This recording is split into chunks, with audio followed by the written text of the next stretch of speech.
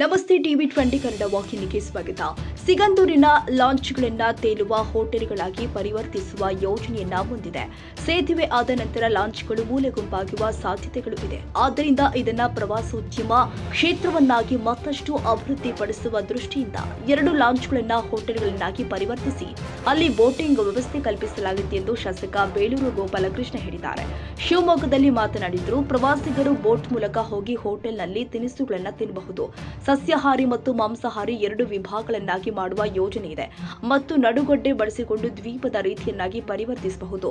ಈ ಯೋಜನೆಗೆ ಪ್ರವಾಸೋದ್ಯಮ ಸಚಿವ ಎಚ್.ಕೆ. ಪಾಟೀಲ್ ಅವರು ಅನುಮೋದನೆ ಕೊಡುತ್ತಾರೆ ಎಂಬ ಭರವಸೆ ನನಗಿದೆ. ಈಗಾಗಲೇ ಅವರು ಒಪ್ಪಿದ್ದಾರೆ ಎಂದಿದ್ದಾರೆ. ಸಿಗಂದೂರು ಸೇತುವೆ ಉದ್ಘಾಟನೆ ಆಗಿದೆ. ಆ ಉದ್ಘಾಟನೆ ಆದ ನಂತರ ಅದರ ಕೆಳಭಾಗದಲ್ಲಿ ಇವತ್ತು ಲಾಂಚ್ಗಳು ಓಡಾಡ್ತಾ ಇದ್ದಾವೆ.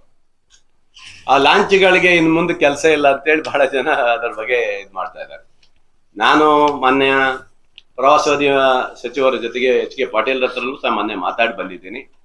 2 ಲಾಂಚ್ಗಳನ್ನ ನಾವು ಇವತ್ತು ಹೋಟೆಲ್ ಮಾಡಬೇಕು. ಹೋಟೆಲ್ಗಳಾಗಿ ಮಾಡಿಬಿಟ್ಟು ಬೋಟ್ಗಳನ್ನು ಬಿಟ್ಟು ಪ್ರವಾಸೋದ್ಯಮದಿಂದ ಒಂದು 10 ಬೋಟ್ಗಳನ್ನು ಬಿಟ್ಟು ಆ ಬೋಟ್ ಮೂಲಕ ಆ ಲಾಂಚಿಗೆ ಅಲ್ಲೆಲ್ಲ ಸುತ್ತಾಡಿ ಬಂದು ಲಾಂಚ್ ಆಗಿ ಹೋಗಿ ಅಲ್ಲಿ ತಿಂಡಿ ಊಟ ಮಾಡ್ಲಿಕ್ಕೆ ಅವಕಾಶ ಮಾಡಿಕೊಡ್ಬೇಕು ಅಂತ ರೀತಿಯಲ್ಲಿ ಇದೆ.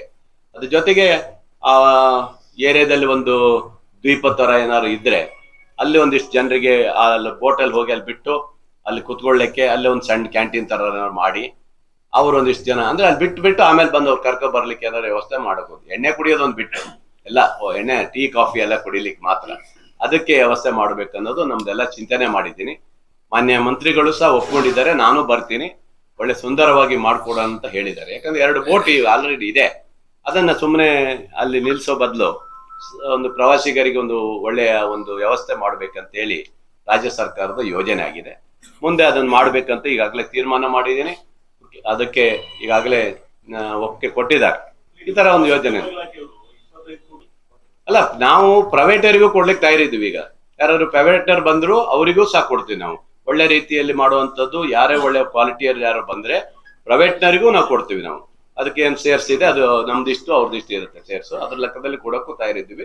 ಪ್ರೈವೇಟರಿಗೂ ಆಹ್ವಾನ ಮಾಡ್ತೀವಿ. ನಾವು ಯಾರು ಒಳ್ಳೆ ಕವಿರೇ ಇದಾರಂತೆ ಯಾರು ಬಂದ್ರೆ ಅವರಿಗೂ ಕೊಡ್ತೀವಿ. ಒಟ್ಟಿನಲ್ಲಿ ಟೂರಿಸ್ಟ್ ಬಂದವರಿಗೆ ಒಳ್ಳೆ ರೀತಿಯಲ್ಲಿ ಮುರುಡೇಶ್ವರದಲ್ಲೆಲ್ಲ ಮಾಡ್ತಾರಲ್ಲ ಆ ತರ ಚಂದಾಗಿ ಆಗ್ಬೇಕು ಅನ್ನೋ ಉದ್ದೇಶ. ಒಂದು ಆ ಕಡೆ ಜೋಗನ ಹೋಗಿರ್ಬೇಕು, ಜೋಗದಿಂದ ಬಂದವರು ಇಲ್ಲಿಗೂ ಬರ್ಬೇಕು. ಆ ರೀತಿ ಮಾಡ್ಲಿಕ್ಕೆ ಒಂದು ವ್ಯವಸ್ಥೆ ಮಾಡ್ಬೇಕಂತ ಅಷ್ಟೇ.